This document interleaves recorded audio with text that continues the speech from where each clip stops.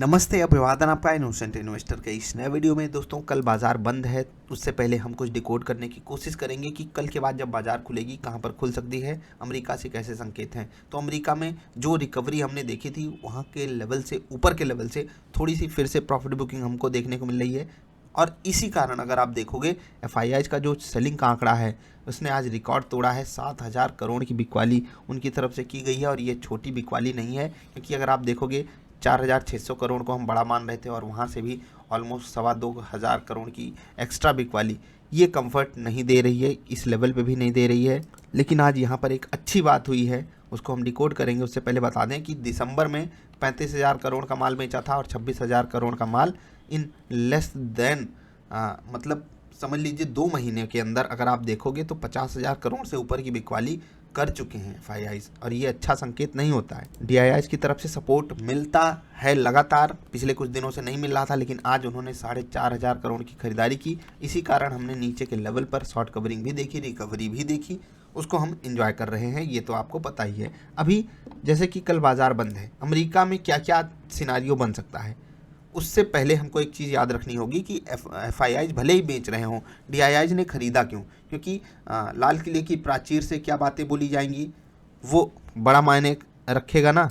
Budget भी नज़दीक है, स्टॉक स्पेसिफिक मोमेंटम भी बढ़िया आया, रिजल्ट भी कुछ अच्छे आ रहे हैं। आप एलआईसी का रिजल्ट देखोगे, कॉन्फिडेंस आएगा, आईपीओ आने वाला है उनका, ठीक है। फेडरल बैंक का रिजल्ट प्रोविजनिंग कम करके उन्होंने बढ़िया दिखाया है, ठीक है।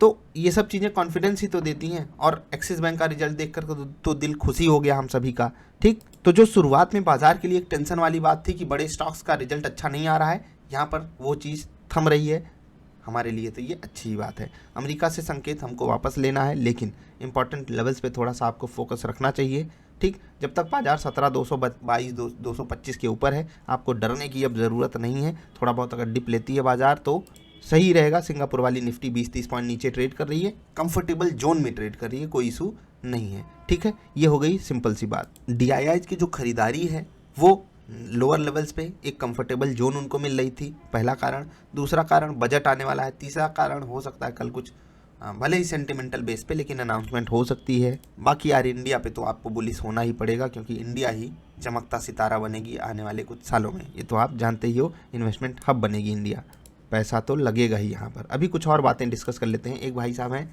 यश जी, इन्होंने एक बहुत इंपॉर्टेंट चीज़ भेजी है और यहाँ से आप डिकोड कीजिए। मैं खुश हो जाता हूँ जब आप लोग ऐसा कुछ डेटा शेयर करते हो। यहाँ पर इन्होंने बताया कि पेटीएम में आईपीओ के बाद रिटेल इन्वेस्टर का पार्टिसिपेशन और तगड़े से बढ़ा है और वो आंकड़े तोड़ते हुए चले जा रहे हैं ऊपर। आप यहाँ पर जाकर के देख भी सकते हो, शेयर होल्डिंग पैटर्न में जाकर के देख सकते हो कि इंडिविजुअल इन्वेस्टर्स जिनका कैपिटल लेस देन 2 लाख रुपया है, उनमें से बहुत सारे लोगों ने इन्वेस्टमेंट करा हुआ है पेटीएम में।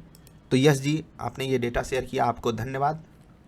अब आप एक बार सोचिए कि 50% कोई स्टॉक गिरा है, उसमें रिटेल इन्वेस्टर का पार्टिसिपेशन बड़े लेवल पे है। इसका मतलब हम सब क्या डिकोड कर रहे हैं कि जो भी माल सस्ता होगा रिटेल इन्वेस्टर उसमें घुसना चाहेगा। लेकिन क्या ये सच में एक अच्छी बात है? बिल्कुल भी नहीं अच्छी बात है, क्योंकि स्टॉक मार्केट में सस्ता वही चीज़ होता है जो घटिया मान लिया जाता है। समझ रहे हैं? फिर से बोल रहा हूँ, जिसको घटिया माना जाता है वही सस्ता होता है। अच्छी चीज़ महंगी होगी, इतना आपको याद रखना है, बस सिंपल।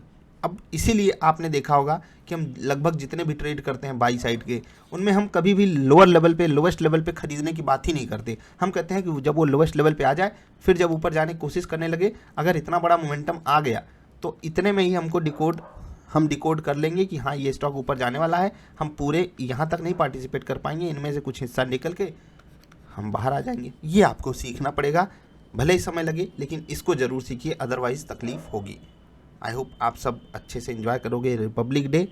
आज बाजार ने हमको कई कारण दिए हैं रिपब्लिक डे को एंजॉय करने के। सबसे पहले एफआईआईज ने भले ही दिक्कत क्रिएट की हो, डीआईआईज का सपोर्ट हमको मिला है। दूसरी चीज़, नीचे के लेवल से हमने दमदार रिकवरी दिखाई है। तीसरी चीज़, बहुत इंपॉर्टेंट लेवल्स के ऊपर बाजार आकर के बंद हुई है। तो ये सब चीज़ें अच्छा ही संकेत दे रही हैं। Let's hope for the best कि जो भी हो कल के बाद वो अच्छा ही हो। थोड़ा एक्सपायरी का माहौल है, फ्राइडे का माहौल है, ये बात मैंने पहले भी की हुई हैं, तो आप उनको थोड़ा सा देखिएगा। हाँ, बाकी रिजल्ट काफ़ी आ रहे हैं तो उन पर आपकी नज़र होनी चाहिए। और मुझे खुशी इस बात की है कि बहुत सारे रिजल्ट ऐसे आ रहे हैं जो दिल खुश कर रहे हैं, और अगर मेरा दिल खुश हो रहा है तो बाज़ार में इन्वेस्टर्स का भी दिल खुश होगा, और उनका दिल खुश होगा तो वो पैसा लगाएंगे, तो बाज़ार गिरेगी थोड़ा सा कम। भले ही ग्लोबल मार्केट से हमको बहुत नेगेटिव संकेत मिल रहे हों। कल के बाद पता चलेगा कि ये एक डेड कैट बाउंस था या सच में बुल्स ग्रिप बढ़ा रहे हैं।